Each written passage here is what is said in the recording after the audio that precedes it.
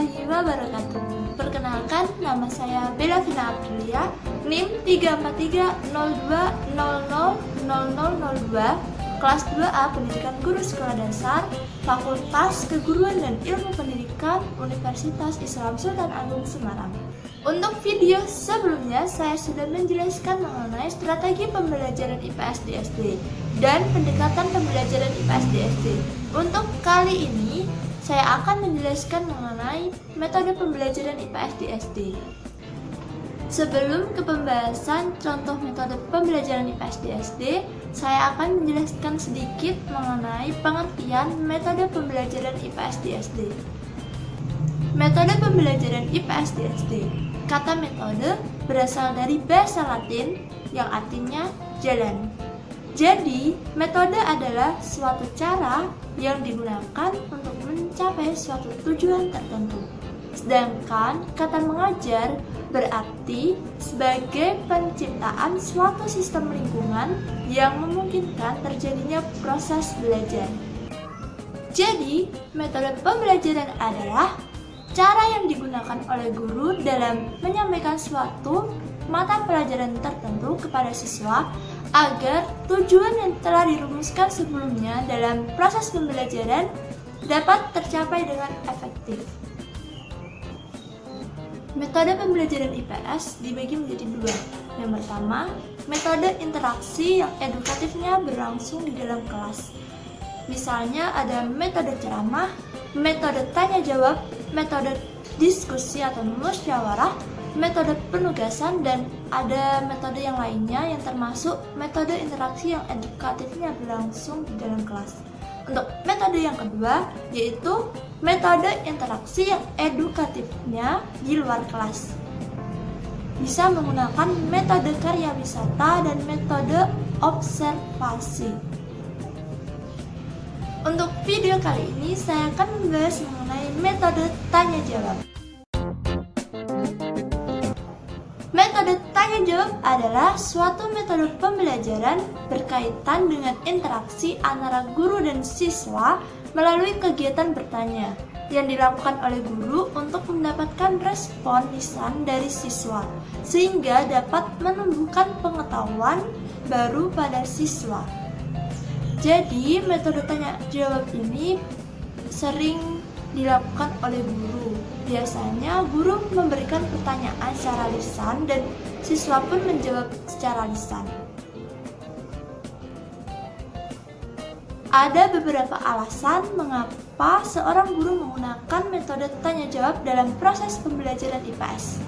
Yang pertama, metode tanya jawab bisa membangkitkan keinginan tahuan siswa terhadap isi permasalahan yang sedang dibicarakan sehingga mendorong minat siswa yang berprestasi dalam belajar mengajar. Metode tanya jawab juga bisa membangkitkan, mendorong, dan membimbing proses berpikir sistematis, kreatif, dan kritis pada diri siswa.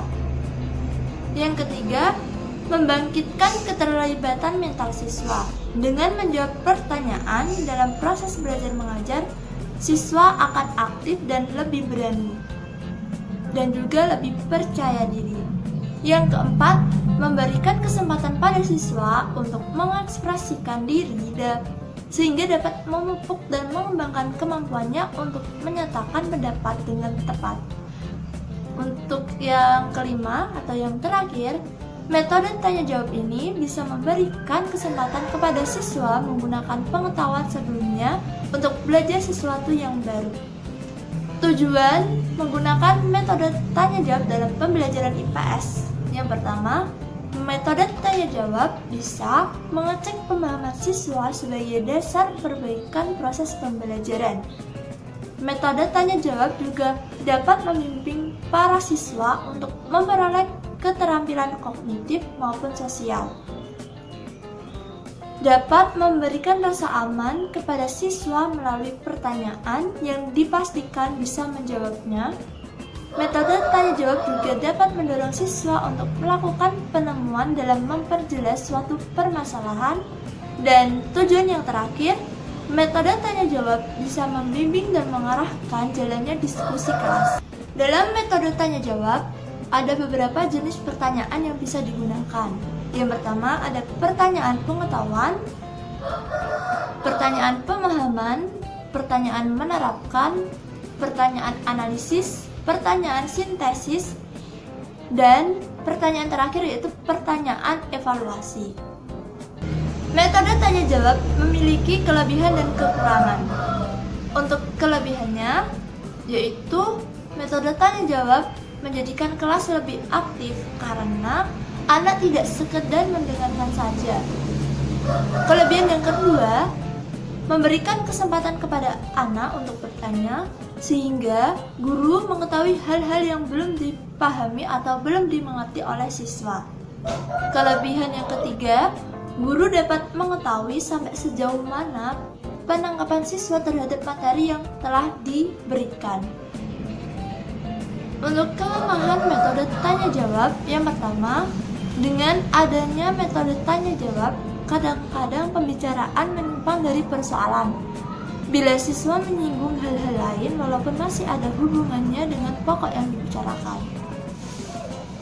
Kelemahan yang kedua, metode tanya jawab juga memerlukan lebih banyak waktu.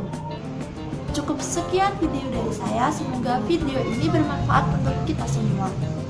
Mohon maaf apabila ada kesalahan dalam perkataan. Wassalamualaikum warahmatullahi wabarakatuh.